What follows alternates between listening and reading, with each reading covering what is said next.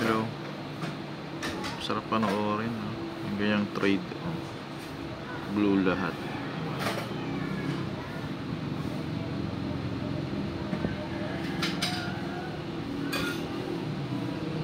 Epekto niya ng ilang buwan na pagpupuyat para lang makapag-code, makapaggawa tayo ng auto trading tool.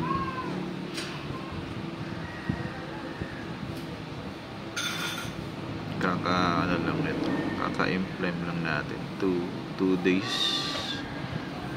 days ago. Tingnan natin kung maganda epekto nito, tatagal. Small cent account lang to, cent account testing lang, forward testing. Hindi kasi ako nagba-back test, forward testing to using cent account na actual, no? Tunay na pera. Ayan, tunay na pera yan, cent account. Okay, so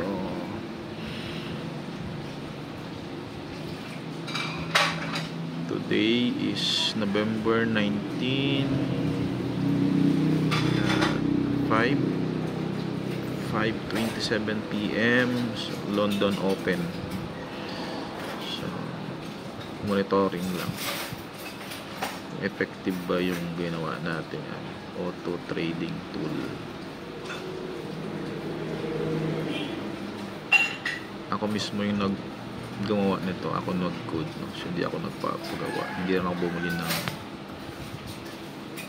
mga binebenta dyan kasi kaya ko naman, kaya nang gawin, no? Kaya na natin gawin unti-unti.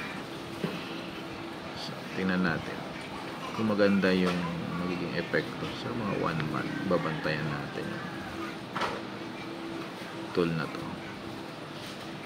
Alright, yun lang. Good luck sa mga FX trader. Bakit daw automated tool? Syempre pag manual ka kasi nandyan yung FOMO. Kalaban natin lagi sa trading sarili natin, lalo sa mga tulad kong newbie, no? Pag nakakita tayo ng malaking candle, diba? Hahabulin, madalas sinahabol kasi yan para makasabay doon sa tawag nila doon, impulse candle or engulfing candle, kachuchu. Good luck sa mga pumapasok sa FX trading, and then siguro ingat doon sa mga bumibili ng course, sinasali sa mga groups, sa mga tawag doon, IB. Meron dyan, diba? Marami dyan ngayon mga groups sabihin free lang, diba? Free mga copy trading, mayroong signal through Telegram, yan, bibigay sila ng signal, then you pay for certain amount for free, pero yung link nila yung gagamitin. Syempre every time na lagay ka ng funds is meron silang percentage, and then pag winning yung trade mo, again they have percentage for that one. Yun yung so hindi siya free, diba? So they gain something out of your fund. Talo ka man or panalo ka, lagi silang panalo dyan. Pero good naman, goods naman yan pagka yung lang dyan how accurate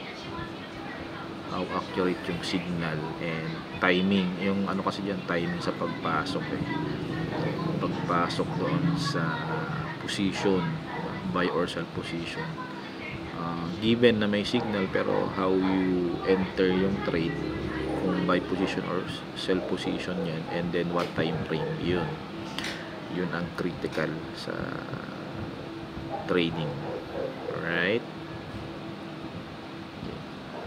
tayo naman is gusto nating matanggal yung FOMO, yung human factor sa pag-trade, kasi pag manual trade yan, laging emotional kasi tayo. Human is an emotional animal. Lalo pag nakita ng malaking candle, pasok na yan, diba? Sige. Yun lang. Ingat guys sa mga pumapasok sa trading, lalo sa mga may pina-follow sa mga Instagram, Facebook, laging panalo pero behind is hindi naman laging ganun. Okay, manage your own risk, diba? Manage your own risk para parang ang binabasa kasi ako, parang patagalan kasi ng position meron ganun, meron din namang scalp lang. Depende sa personality mo and sa appetite mo sa risk. Okay, sige. Bye-bye.